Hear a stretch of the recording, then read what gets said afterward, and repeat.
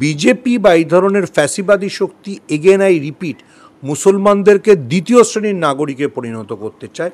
মানুষ প্রতিরোধ করলে তারা চুপ করবে। যে সরকার বা যে রাজনৈতিক দল গোটা দেশে একজন মুসলিমকে জনপ্রতিনিধি করে না, যে সরকার একজন মুসলিমকে মন্ত্রী করে না, যে সরকার মুসলিম তরুণ তরুণীদের শিক্ষার জন্য সবচেয়ে জরুরি স্কলারশিপ মৌলানা আবুল কালাম আজাদ স্কলারশিপকে তুলে দেয়, সেই সরকার মুসলমানদের ভালোর জন্য এটা করেছে, আপনি এটা বিশ্বাস করবেন? আমরা দেখলাম যে রাষ্ট্রপতি ওয়াকফ বিলকে ওয়াকফ আইনে পরিণত করেছেন। প্রশ্ন এখানে, এই যে ওয়াকফ বিলটা ওয়াকফ আইনে পরিণত হয়েছে, এটাকে কি আপনি সমর্থন করছেন? দেখুন না, ওয়াকফ বিল এটা হচ্ছে বিজেপির ভারতবর্ষের সংখ্যালঘুদের সম্পত্তি হরণের একটা বড় প্রচেষ্টা। প্রথমে মুসলমানদের জমি নিল, তারপরে আপনি যদি দেখেন আরএসএসের মুখপত্র অর্গানাইজারে লিস্ট আপলোড করা হয়ে গেছিল যে চার্চের হাতে কত জমি বা সম্পত্তি আছে। আমাদের সৌভাগ্যের কথা যে রাহুল গান্ধী ওটা নিয়ে আপত্তি তোলায় আরএসএস বুঝতে পারে যে খ্রিশ্চানদের সম্পত্তি এখনই নিলে নরেন্দ্র মোদীর গুরু ডোনাল্ড ট্রাম্প রেগে যাবেন।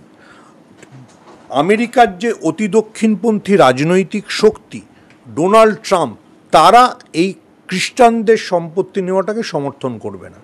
সেই জন্য রাহুল গান্ধীর আপত্তিতে খ্রিস্টানদের লিস্টটা নেমে গেছে। কিন্তু ওয়াকফ সম্পত্তি দখলটাই বিজেপির একমাত্র উদ্দেশ্য। দেখুন, বিজেপি বলছে যে মুসলমানদের এর জন্য লাভ হবে। যে সরকার বা যে রাজনৈতিক দল গোটা দেশে একজন মুসলিমকে জনপ্রতিনিধি করে না, যে সরকার একজন মুসলিমকে মন্ত্রী করে না, যে সরকার মুসলিম তরুণ তরুণীদের শিক্ষার জন্য সবচেয়ে জরুরি স্কলারশিপ মৌলানা আবুল কালাম আজাদ স্কলারশিপকে তুলে দেয়, সেই সরকার মুসলমানদের ভালোর জন্য এটা করেছে, আপনি এটা বিশ্বাস করবেন? আবারও বলছি, এটা ভারতবর্ষের প্রাইম শহরগুলো মানে প্রাইম লোকেশানে, ধরুন মুম্বাই, ব্যাঙ্গালোর, কলকাতা বা দিল্লিতে প্রাইম লোকেশানে যে ওয়াকফ প্রপার্টিগুলো আছে, সেই প্রপার্টিগুলোকে দখল করার একটা প্রচেষ্টা। দেখুন, পশ্চিমবঙ্গে যেহেতু ল্যান্ড অ্যান্ড রেভিনিউ স্টেট গভর্নমেন্টের হাতে বা পশ্চিমবঙ্গে ওয়াকফ বোর্ডেও যেহেতু হয়তো তৃণমূল সরকারের প্রতিনিধিরা আছে, পশ্চিমবঙ্গ বেঁচে যেতে পারে। কিন্তু অন্য রাজ্যগুলোতে অবশ্যই ওয়াকফ বোর্ডের সম্পত্তি দখলই একমাত্র কাজ। কেন আমি বললাম? দেখুন, আগে যখন ওয়াকফ বোর্ডের এই নতুন অ্যামেন্ডমেন্ট আসেনি, সেই অ্যামেন্ডমেন্টের সময় আমরা জানতাম ওয়াকফ বোর্ডের টার্গেট ছিল, মানে তাদের লক্ষ্য মাত্রা ঠিক করে দেওয়া হয়েছিল যে তারা যেন বছরে 7% রাজস্ব আদায় করতে পারে, মানে তাদের কাছে যে প্রপার্টিটা আছে সেই মার্কেট ভ্যালু 7%। এখন সেটা কমিয়ে 5% করে দেওয়া হলো। কেন?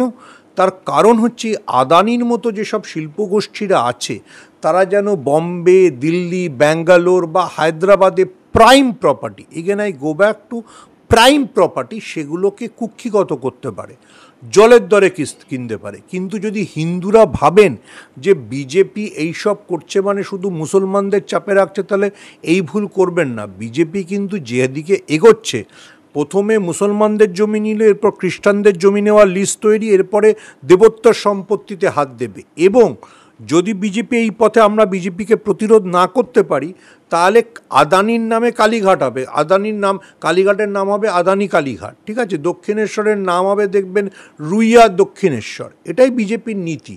বিজেপি একটা বেনিয়া পার্টি, ভারতবর্ষের সমস্ত সম্পদ বেচে নিজেরা ধনী হতে চায়। এবং দেখেছেন আপনারা ইলেকট্রাল বন্ডে কত হাজার কোটি টাকা তারা পেয়েছে।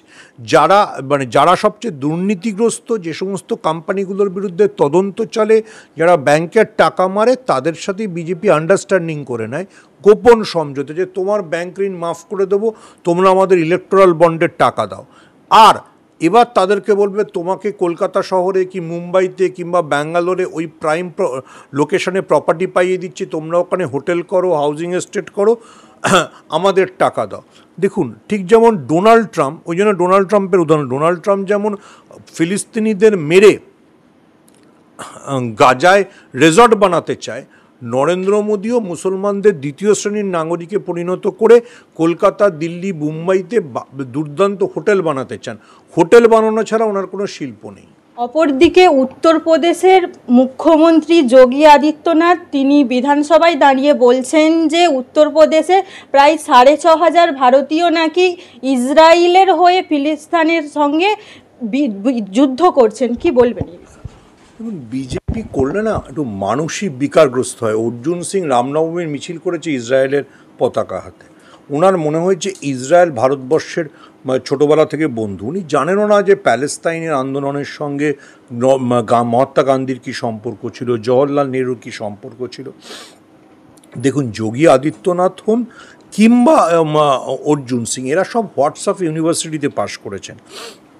যোগী আদিত্যনাথের যেটা আসল নাম অজয় সিং বিস্ট, যদিও তিনি দাবি করেন যে তিনি বিরাট গবেষক, কিন্তু বিরাট গবেষক হলে কেউ তো এইসব অদ্ভুত কথাবার্তা বলতে পারেন না। আবারও রিপিট করছি, ওরা মুসলমানদেরকে ভারতবর্ষের দ্বিতীয় শ্রেণীর নাগরিকে পরিণত করতে চায়। এবং ইসরায়েল যেভাবে প্যালেস্তাইনে মুসলমানদেরকে মেরে জমি খালি করে, জমি দখল করে রেজর্ট বানাতে চায়, ডোনাল্ড ট্রাম্পের প্রমোদ নগরী বানাতে চায়, ওরাও ভারতবর্ষে সেটা চায়। পারছে না আজ অবধি, কারণ মানুষ প্রতিরোধ করছে, ভারতবর্ষের মুসলমানরা প্রতিরোধ করছে, ভারতবর্ষের সংখ্যাগরিষ্ঠ হিন্দুরা প্রতিরোধ করছে।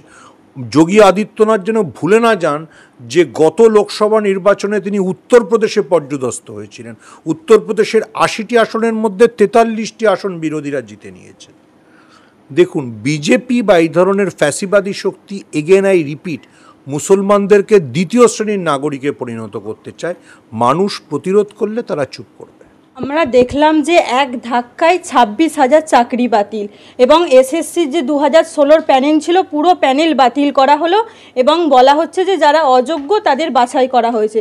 যদি অযোগ্যদের বাছাই করা হলো তাহলে পুরো প্যানেল কেন বাতিল করা হলো? বারবার প্রশ্ন তুলছেন চাকরি প্রার্থীরা যারা চাকরি হারিয়েছে। দেখুন, এই গোটা রায়টার মধ্যে একটা ফ্যালাসি বা সংশয় তো আছে। যদি দেখুন, এসএসসিতে নিয়োগ পদ্ধতিতে দুর্নীতি হয়েছে, সেই জন্য সিবিআই তদন্ত চলছে।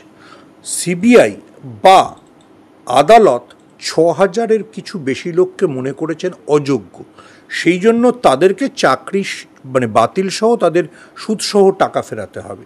তাহলে এই 6,000-এর বাদে বাকি যে অংশটা তারা নিশ্চয়ই যোগ্য, তাহলে তাদের কেন চাকরি বাতিল হলো? একটা ঘরে যদি 10টা লোক থাকে আর 2টো লোক যদি খুনের দায়ে অভিযুক্ত হয়, আপনি তো বাকি 8টা লোককে গুলি করে মেরে দিতে পারেন না। এটা তো কোনো সুস্থ রায় বা সুস্থ বিচার ব্যবস্থার নিদর্শন হতে পারে না।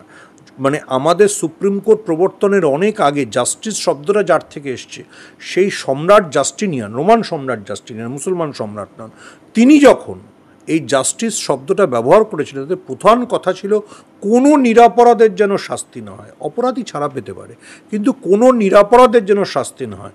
সুপ্রিম কোর্ট তো বুঝতে পেরেছে যে কারা অযোগ্য, যাদেরকে ওনারা টাকা ফেরত দিতে বলছেন তারাই নিশ্চয়ই অযোগ্য।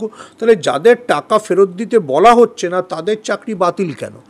যদি এটা বলা হয় যে গোটা নিয়োগ প্রক্রিয়াটাই এত ধোঁয়াশায় সেজন্য বাতিল করতে হচ্ছে, তাহলে কি আমাদের ধরে নিতে হবে যে হাইকোর্টের, দিল্লি হাইকোর্টের একজন বিচারপতির বাড়িতে 15 কোটি টাকা পাওয়া গিয়েছে বলে অভিযোগ, তাহলে আমরা দিল্লি হাইকোর্টের সব বিচারপতিকে বলে দেবো যে তারা দুর্নীতিগ্রস্ত এবং তারা টাকা তোলে?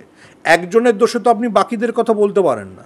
ভারতবর্ষের যে গণতন্ত্র, ভারতবর্ষের যে বিচার ব্যবস্থা, সেটা নিয়ে গভীর সংশয় তৈরি করেছে এই রায়। আমরা দেখলাম যে কালকে চাকরিহারা প্রার্থীদের সঙ্গে মমতা ব্যানার্জির বৈঠক ছিল, এবং তিনি সেখানে বললেন যে আগামী 2 মাসের মধ্যে যারা চাকরি পাবে তাদের তিনি চাকরি ফিরিয়ে দেবেন যোগ্য প্রার্থীদের। তিনি কি তাহলে পারবেন চাকরি ফিরিয়ে দিতে যোগ্য প্রার্থীদের? দেখুন, এটা প্রশাসন বলতে পারবেন। মমতা বন্দ্যোপাধ্যায় নিশ্চয়ই আইনজ্ঞদের পরামর্শ নিয়ে সবার সাথে কথা বলে এই কথা ঘোষণা করেছেন। দেখুন, যারা যোগ্য তারা কী চান? তারা চাকরি ফেরত চায়। সত্যিই তো তারা যোগ্য, তারা কেন চাকরি ফেরত চাইবেন না? সরকারের দায়িত্ব সরকার কিভাবে এই যোগ্যদের চাকরি ফেরত দেবে, এবং সেটা দিলেই সরকারের রাজনৈতিক এবং সামাজিক সদিচ্ছা বোঝা যাবে।